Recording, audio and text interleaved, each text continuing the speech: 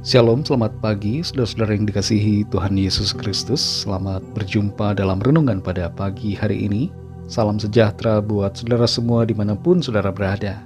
Damai dan sukacita oleh Roh Kudus melimpah senantiasa dalam hati dan kehidupan saudara semua. Sebelum kita mendengarkan renungan firman Tuhan, mari kita berdoa. Bapa Sorgawi, Bapa dalam nama Tuhan Yesus Kristus, kami bersyukur untuk kemurahan-Mu. Pagi ini kembali kami boleh bangun, semua adalah karena anugerah Tuhan. Kami percaya bahwa Tuhan punya rencana yang baik bagi setiap kami. Saat ini kami mau mendengarkan sabda kebenaran firman-Mu. Jamahlah hati kami Tuhan, agar kami mengerti dan taat pada setiap kehendak-Mu. Dalam nama Tuhan Yesus kami berdoa. Haleluya. Amin.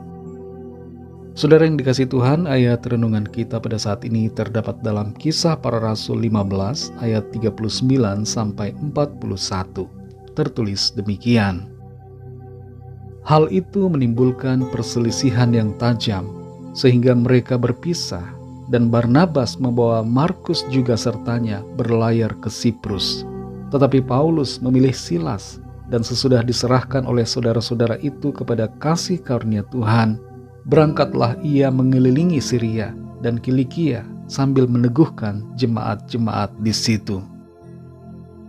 Saudara yang dikasihi Tuhan, anak saya yang berumur 8 tahun satu kali bertanya, apa yang terjadi ketika cermin pecah? Saya katakan terpisah satu sama lain. Tapi ia katakan bukan itu jawabannya. Menurutnya yang terjadi adalah multiplikasi. Bayangan pada cermin tidak lagi hanya satu, tapi menjadi banyak. Saya tersenyum dan kaget dengan pemikirannya yang brilian, walaupun masih kecil.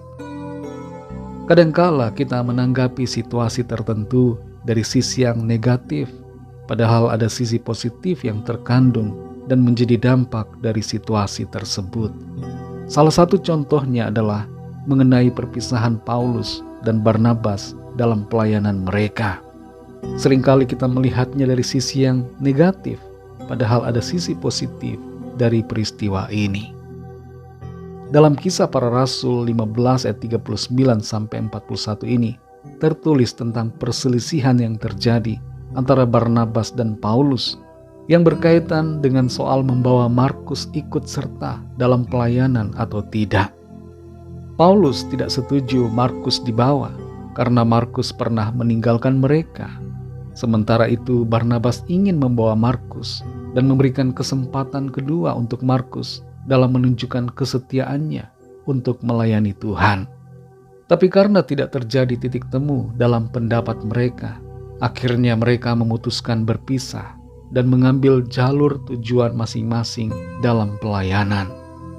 Barnabas membawa Markus berlayar untuk melayani di Siprus, sementara Paulus memilih Silas untuk bergabung dengannya dalam perjalanan pelayanan mengelilingi Syria. Di satu sisi kita melihat perpisahan ini membuat Paulus dan Barnabas tidak bersama lagi dalam pelayanan. Tapi kalau kita melihatnya dari sisi yang positif, justru ada kebaikan dari hal ini, yaitu wilayah yang dijangkau dalam pelayanan menjadi semakin banyak. Makin banyak orang yang dilayani, dan ada tambahan jiwa yang ikut serta untuk diperlengkapi dalam pelayanan mereka, yaitu Silas sekaligus juga Markus yang kembali dikuatkan. Walaupun ada perbedaan pendapat di antara mereka, tapi mereka tetap punya hati yang sama dalam mengerjakan misi panggilan Tuhan. Mereka sama-sama bertekad untuk melayani Tuhan. Di kemudian hari, perbedaan ini kembali menjadi cair. Tidak ada lagi perselisihan ataupun beda pendapat. Bahkan Paulus membawa Markus dalam pelayanannya di tempat yang lain. Hal ini menunjukkan saling pengertian yang terjadi antara Paulus dan Barnabas. Membaca ayat-ayat ini kita perlu memahami bahwa perpisahan mereka tidak diwarnai dengan amarah dan kebencian, tapi mereka berdiskusi dengan kepala dingin, dengan hati yang mengasihi, dan bertujuan untuk menggenapi visi panggilan Tuhan. Perpisahan mereka bukanlah perpecahan, tapi merupakan multiplikasi dan pengembangan dalam pelayanan. Saudara yang dikasihi Tuhan, Terkadang ada ketidaksamaan pendapat antara kita dengan orang terdekat kita. Mungkin itu suami atau istri, atau anak, orang tua, atau sahabat, rekan dalam pelayanan. Menghadapi perbedaan pendapat demikian, jangan kita menyikapinya secara negatif. Tetaplah bersama-sama dalam tujuan yang sama untuk memuliakan Tuhan dan untuk mengerjakan visi panggilan Tuhan yang Tuhan tetapkan buat kita. Mintalah hikmat dari Tuhan untuk mengambil tindakan yang tepat agar terjadi kemajuan dan perkembangan dalam mencapai visi yang dari Tuhan.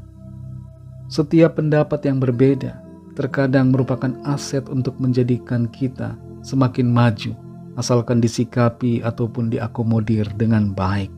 Tetaplah setia dalam mengerjakan panggilan Tuhan, setia bersama dalam melakukan firman-Nya.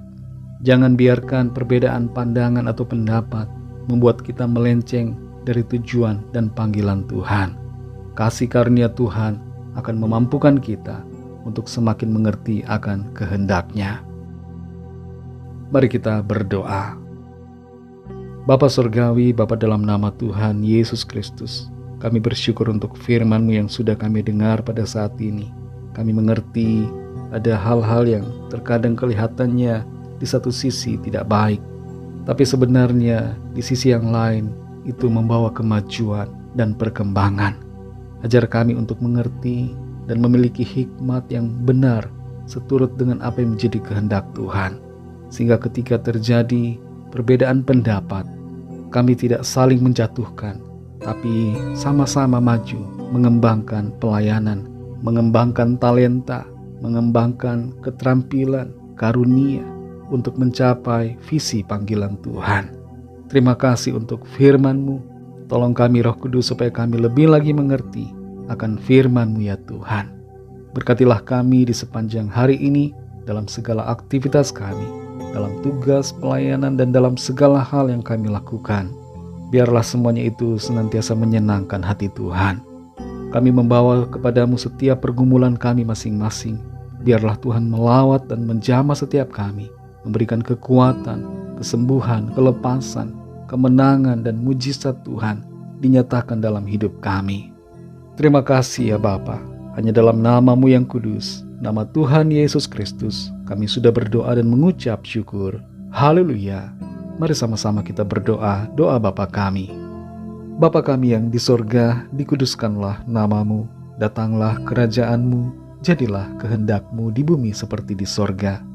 Berikanlah kami pada hari ini makanan kami yang secukupnya, dan ampunilah kami akan kesalahan kami, seperti kami juga mengampuni orang yang bersalah kepada kami. Dan janganlah membawa kami ke dalam pencobaan, tetapi lepaskanlah kami daripada yang jahat, karena Engkaulah yang punya kerajaan, dan kuasa dan kemuliaan, sampai selama-lamanya. Amin. Terimalah berkat Tuhan. Tuhan memberkati engkau dan melindungi engkau. Tuhan menyinari engkau dengan wajah-Nya dan memberikan kasih karunia. Tuhan menghadapkan wajah-Nya kepadamu dan memberikan damai sejahtera. Berkat anugerah dari Bapa Surgawi, cinta kasih karunia dari Tuhan Yesus Kristus, dalam persekutuan dan penghiburan Roh Kudus, menyertai kita semua, sekarang ini dan sampai Maranatha, Tuhan Yesus datang kembali, dan bahkan sampai selama-lamanya. Dalam berkat nama Tuhan Yesus Kristus. Haleluya. Amin. Puji Tuhan, saudara yang dikasihi Tuhan, saya percaya firman Tuhan menjadi berkat dan kekuatan buat saudara semua. Dan Roh Kudus akan menolong saudara untuk lebih lagi memahami kebenaran firman Tuhan. Tuhan Yesus memberkati saudara semua. Sampai jumpa dalam renungan yang berikutnya. Haleluya.